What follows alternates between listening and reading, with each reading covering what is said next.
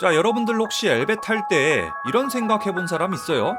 엘리베이터가 고층까지, 꼭대기까지 올라가잖아요. 그런데 이 엘리베이터가 올라가는 층을 갔다가 엄청 높게 만들어요. 거의 무한정 높게 만들어가지고 결국에는 이 엘베가 우주까지 뻗어나가게 만들어버리는 거죠. 야, 이러면은 우주에다가 사람을 실어 나르든 로켓을 실어 나르든 화물을 싣든 간에 한 번만 엘베를 지어놓으면은 훨씬 간편하고 또 싸게 먹히지 않을까. 저는 어려서부터 이런 상상을 한 번씩 하고는 했어요. 당연히 여러분들은 말도 안 된다고 생각하시겠죠. 자, 그런데 이런 우주 엘리베이터를 실제로 짓는 건 어떠냐 하는 이런 어처구니 없어 보이는 아이디어를 과학자들이 진지하게 논의 중이라고 합니다. 뭔가 SF 영화에서나 볼 수 있을 것 같은 이 아이디어의 이름은 바로 우주 엘리베이터입니다. 자, 한번 생각해 보세요. 우리 인간이 우주로 나가려면 로켓 말고는 방법이 없는데 이 로켓에는 단점이 꽤나 많단 말이죠. 로켓 연료 소모도 심하고 무게 제약도 심하고 또 발사 비용은 더럽게 비싸죠. 이 로켓이 지구 궤도를 벗어나는 것도 엄청 힘듭니다. 우리 인간이 중력을 거스르지 못하는 이상 로켓은 초당 11.2km의 속도로 날아야 돼요. 또 이렇게 엄청나게 강력한 힘이 필요하면서 동시에 상당히 섬세해야 되기 때문에 안전하지도 않습니다. 아니, 왜 로켓 폭발 사고 엄청 많이 일어나잖아요.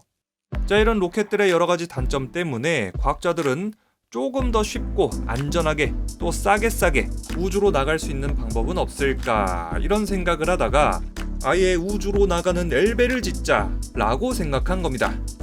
자, 이 아이디어를 처음으로 제시한 사람은 로켓의 아버지이자 러시아의 과학자 치올코프스키입니다. 그는 어느 날 우연히 에펠탑을 보고서는 이렇게 생각했습니다. 야, 로켓 단점이 너무 많잖아. 우주까지 올라가는 그런 엘리베이터를 그냥 지구에 지어버리자. 영국 케임브리지 대학의 제퍼 페노이어 박사 그리고 미 컬럼비아 대학의 에밀리 스탠포드 박사는 하나의 논문을 발표합니다. 우주로 뻗어나가는 엘리베이터를 건설하는 게 현재 우리 인류의 기술 수준이라면 충분히 가능합니다. 초기 투자비를 감안하더라도 장기적으로 본다면 로켓보다 엘베가 훨씬 싸게 먹힐 겁니다. 자, 그런데 아이디어는 다 좋은데 문제가 하나 있죠. 지구에서 우주까지 뻗어나가는 엘리베이터라면 그 무게는 상상조차 할 수 없을 정도로 대단히 무거울 겁니다. 이 구조물은 지구의 중력도 버텨야 되고 회전 속도도 버텨야 되죠. 과학자들은 야, 이거 아이디어는 좋은데 뭔가 더 쉬운 방법은 없을까 하면서 수많은 실험, 시뮬레이션을 돌리면서 연구를 진행합니다. 그런데 한 과학자가 아이디어는 완전히 똑같은데 다른 대안을 제시했습니다. 야, 뭐더러 어렵게 엘베를 지구에서 올려. 그러지 말고 반대로 우주에서 지구 쪽으로 엘베를 짓자고. What the hell? 야, 지구에서 올리나 우주에서 떨어뜨리나 그게 그거 아니야? 뭐더러 힘들게 우주에서 엘베를 지어? 라고 생각할 수 있겠지만 이 건설 순서만 바꿔도 어마어마한 차이가 나게 됩니다. 우주에서 엘베를 지으면은 지구에서 엘베를 쌓아 올릴 때보다 지구의 중력과 회전 속도를 견디기가 훨씬 쉬워지거든요. 구조물들이 버텨야 되는 힘이 크게 줄어드는 겁니다. 그만큼 건설 난이도가 많이 하락하겠죠. 자, 그럼 건설 순서를 한번 볼까요? 자, 먼저 지구 고도 36,000km 높이에 정지궤도 인공위성을 띄워놓고 지구랑 같은 속도로 움직이게 합니다. 그 다음 케이블을 지구로 떨어뜨립니다. 자, 이때 케이블을 지구 아래로 늘어뜨리는 만큼 지구 반대 방향으로는 추가 달린 케이블을 같이 늘어뜨립니다. 자, 이렇게 지구의 중력과 위성이 바깥으로 튕겨나가려고 하는 원심력이 균형을 이루게 되죠. 그 다음 적도에 있는 엘베 타워하고 정지궤도에 있는 인공위성을 케이블로 연결합니다. 이제 모든 준비는 끝났습니다. 우리는 엘리베이터를 타고 우주로 이동하면 됩니다. 정말 쉽죠? 자, 이런 아이디어를 조금만 더 확대한다면 달에도 똑같은 공법으로 엘베를 설치할 수 있겠죠? 게다가 달의 중력은 지구의 6분의 1 수준이니까 구조물이 버텨야 될 힘은 더 줄어들고 그만큼 난이도도 한층 낮아질 겁니다. 자, 그 다음에 가운데 정지궤도 위성을 두고서는 달하고 지구를 연결시켜 버린다면 우리 인간은 이제 우주선 없이도 달과 지구를 왕복할 수 있는 거예요. 개꿀이죠? 자, 이렇게만 된다면 달에 매장된 희귀 자원들을 아주 저렴하게 지구로 가져올 수 있게 됩니다. 달에 매장된 헬륨3는 핵융합에 사용됩니다. 네오디뮴 같은 희귀 원소는 스마트폰 같은 전자기기에 사용되죠. 반대로 우주나 달에 사람이나 화물을 운송할 수도 있어요. 조만간 진행한다는 달기지 건설도 만약에 엘리베이터가 있다면 한층 더 수월해질 거고요. 자, 이런 우주 엘리베이터 건설을 완료하게 된다면은 어떤 장점이 있을까요? 가장 큰 장점은 당연히 경제성입니다. 자, 로켓에다가 1kg짜리 화물을 실어 나르려면은 대략 2천만원에서 3천만원이 들거든요. 그런데 우주 엘리베이터는 1kg당 20만원에서 30만원이면은 충분합니다. 운송비만 무려 100분의 1로 줄어드는 거예요. 또 우주 엘리베이터는 연료 소모도 적죠. 로켓에 비해서는 연료비가 3분의 1로 감소한다고 합니다.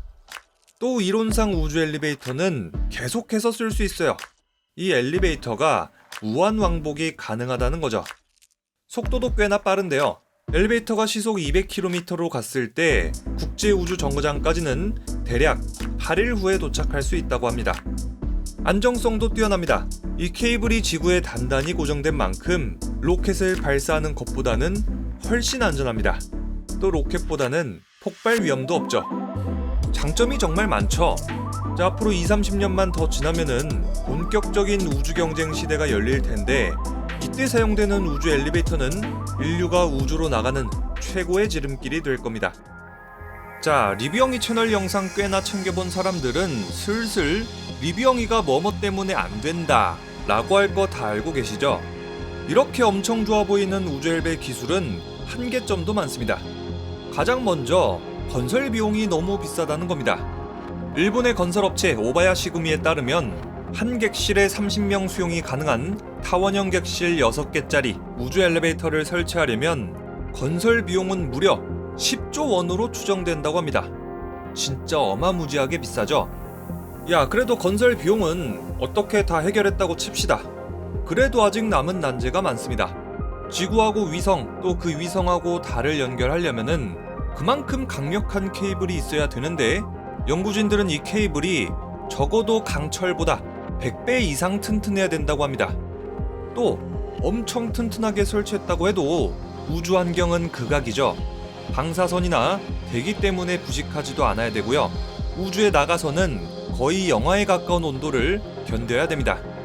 자, 이렇게 케이블은 튼튼하면서도 유연하고 우주 환경 같은 극악에서도 버텨야 된다는 겁니다.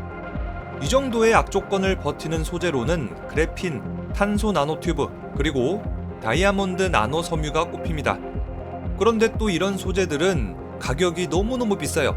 비싼 것도 문제인데 제작 기술, 건설 공법도 아직 확보하지 못했다고 합니다. 소재는 있는데 이걸 갖다가 케이블을 만들지 못한다는 거죠. 그 방법이 있다고 해도 실제로 제작하는 건 또 다른 이야기죠. 게다가 이런 신소재들이 엄청난 무게와 중력을 견딜 수 있는지조차 여태 증명되지 않았습니다. 이런 여러가지 한계점 때문에 우주 엘리베이터가 가능하다고 했던 페노이어 박사조차 이렇게 말했습니다. 우주 엘리베이터는 기술적으로 거의 불가능하고 너무 비싸다. 또 스페이스X의 수장이죠. 일론 머스크는 우주 엘리베이터에 대한 질문을 받을 때마다 부정적으로 대답했습니다. 야, 그거 만들 수나 있어? 탄소 나노튜브를 아주 길게 그리고 튼튼하게 만들 수 있을 때까지 우주 엘리베이터 얘기 나한테 하지마. 우주 엘리베이터 설치를 위한 실험과 연구는 지금도 계속되고 있습니다. 일본 우주항공연구개발기구 작사는 지난 2018년 초소형 위성 2개를 케이블로 엮은 다음에 미니 엘리베이터를 작동시켰습니다.